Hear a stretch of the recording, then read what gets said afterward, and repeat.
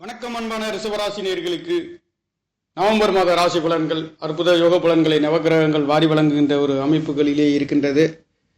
வீரனார் பகவானின் ஆசீர்வாதத்தோடு அற்புதமான யோக பலன்களில் இந்த மாதம் என்பது உங்களுக்கு ரிஷப ராசிக்கு வாரி வழங்குகின்ற ஒரு மாதம் என்பது சனிக்கிழமையில் உங்களுக்கு 9-10 குடையவர் என்று சொல்லக்கூடியவர் லாபசானத்திலே இருக்க பெறுகின்ற ஒரு அற்புதம்.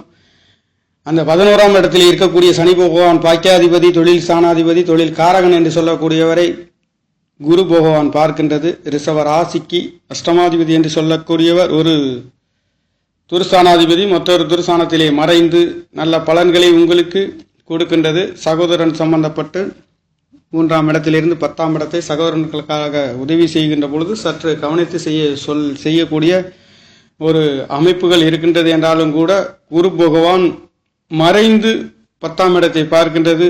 தொழில்களிலே சற்று கவனித்து செய்ய வேண்டிய ஒரு அமைப்பு. குரு பகவான் அஷ்டமாதிபதி பலம் பெற்று இருக்கின்ற காரணத்தினாலே ரிஷப ராசி லக்னத்தில் பிறந்தவர்கள் சற்று கவனித்து செயல்பட வேண்டிய ஒரு அமைப்பு. இந்த குரு பகவான் பலம் பெறுகின்ற பொழுது அஷ்டமாதிபதி என்று சொல்லக்கூடியவர் ஆயில் சாணாதிபதியாகவும் இருக்க பெறுகின்றார். இங்கே ஆயில் சாணாதிபதியையும் ஆயில் காரகன் என்று சொல்லக்கூடியவர் பார்க்கின்ற பொழுது விரைய செலவுகள், வெளிநாடு வெளியூர் செல்லக்கூடிய ஒரு அமைப்பு என்பது இருக்கின்றது. 4ஆம் இடத்ததிபதி என்று சொல்லக்கூடிய சூரிய பகவானும் 7ஆம் இடத்திலே இருந்து ராசியை பார்க்க இருக்கின்றார். இந்த ரிஷப ராசிக்கு 7ஆம் இடத்தை பார்க்கின்றது என்பது புதனும் செவ்வாய் பகவானும் உங்களுடைய ராசியை பார்க்கின்றது. இந்த நவம்பர் மாதம் 23ஆம் தேதி அன்று புதன் பகவான் வக்ரகதியிலே 6ஆம் இடத்துக்கு பயிற்சியாக இருக்கின்ற அமைப்பு இந்த மாதங்களிலே இருக்கின்றது. செவ்வாய் பகவான் மாதம் முழுக்க 7ஆம் இடத்திலேயே இருக்க பெறுகின்றார். 7க்குடையவர் 7ஆம் இடத்திலேயே இருக்க பெறுகின்ற ஒரு அமைப்பு. ராசி அதிபதி என்று சொல்லக்கூடியவர் ரிஷப ராசிக்கு ராசி அதிபதியும் 6ஆம் இடத்ததிபதி என்று சொல்லக்கூடியவர் பஞ்சமஸ்தானத்திலிருந்து நவம்பர் 3ஆம் தேதி 6ஆம் இடத்துக்கு பயிற்சியாக இருக்கின்றார். குரு பகவான் 3ஆம் இடத்திலே இருக்கின்ற ஒரு அமைப்பு. இந்த புதனையும் செவ்வாயையும் குரு பகவான் பார்க்க இருக்கின்ற அமைப்பு. 4க்குடையவரும் 7ஆம் இடத்திலே இருக்கின்றார்.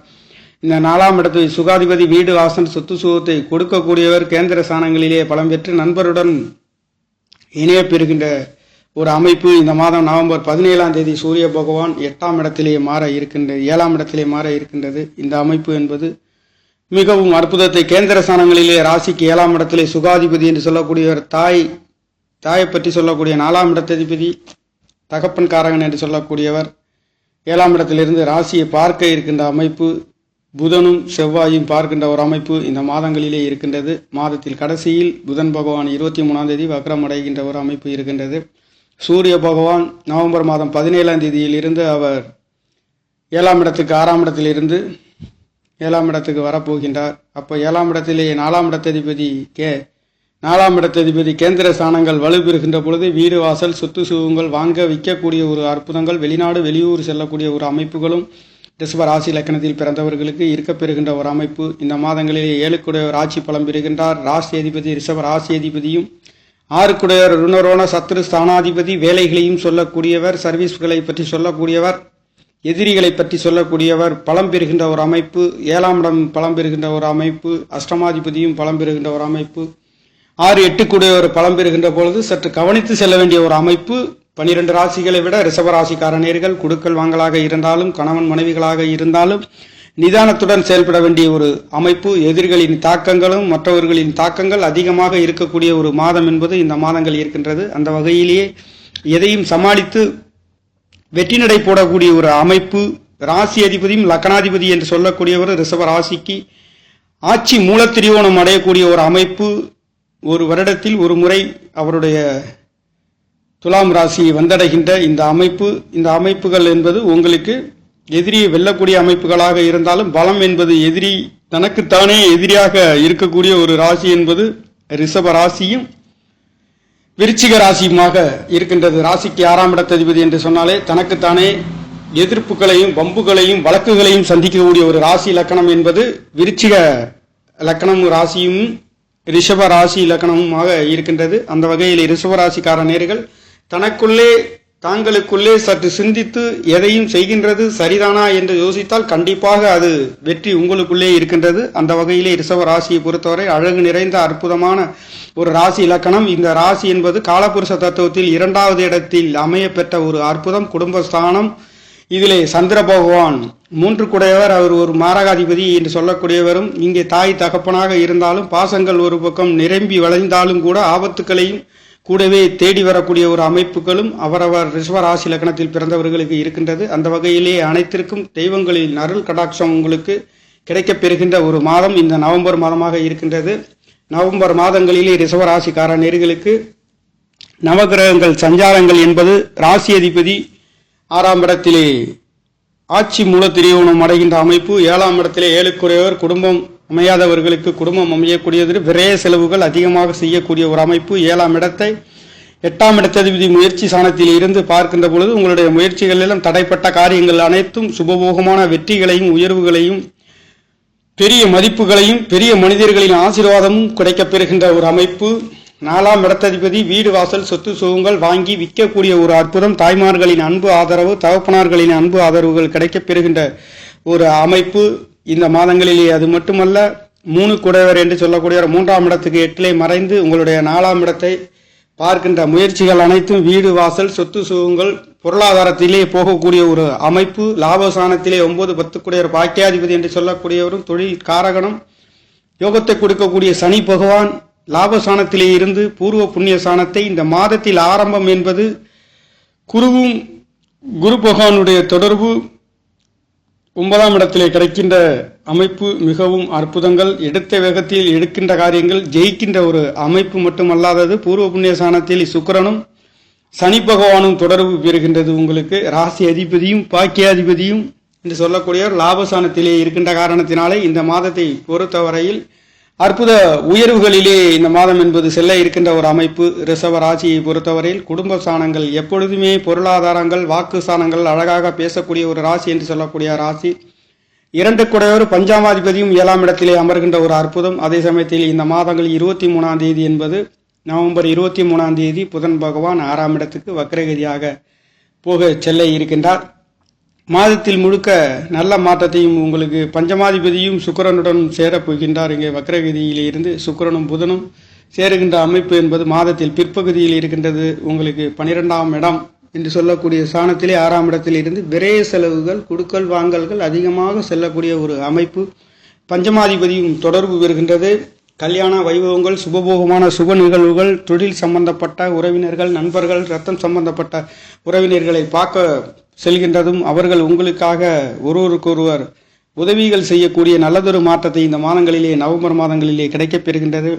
பஞ்சமாதிபதி என்று சொல்லக்கூடியவர் குடும்பாதிபதி உங்களுக்கு கேந்திர ஸ்தானங்களிலே பலம் பெறுகின்ற பொழுது குடும்பம் அமைகின்றது. குடுக்கல் வாங்கல்களிலே நல்லதொரு மாற்றம். ரிஷப ராசியில் லக்னத்தில் பிறந்தவர்களிலே வாக்கு ஸ்தானங்கள் சரியாகவும் நேர்த்தியாகவும் பேசக்கூடிய ஒரு அமைப்பு. அதில் குறிப்பாக பெருமாளின் அனுக்கிரகம் பெறக்கூடிய அம்பாளின் அனுக்கிரகம் பெறக்கூடிய ஒரு ராசி இலக்கணம் என்று சொல்லக்கூடிய ராசி ரிஷப ராசியாக இருக்கின்றது. அந்த வகையிலே அம்பாளின் அனுக்கிரகம் பெருமாளின் அனுக்கிரகம் கிடைக்கக்கூடிய வெங்கடாஜலபதியின் அனுக்கிரகம் கிடைக்கக்கூடிய ஒரு அமைப்பு. அதிகமாக வெங்கடாஜலபதியை துதிக்கவும் கும்பிடக்கூடிய ஒரு ராசி என்று சொல்லலாம். அந்த வகையிலே ரிஷப ராசிக்கு நவம்பர் மாதங்களிலே உங்களுக்கு பஞ்சமசானத்திலே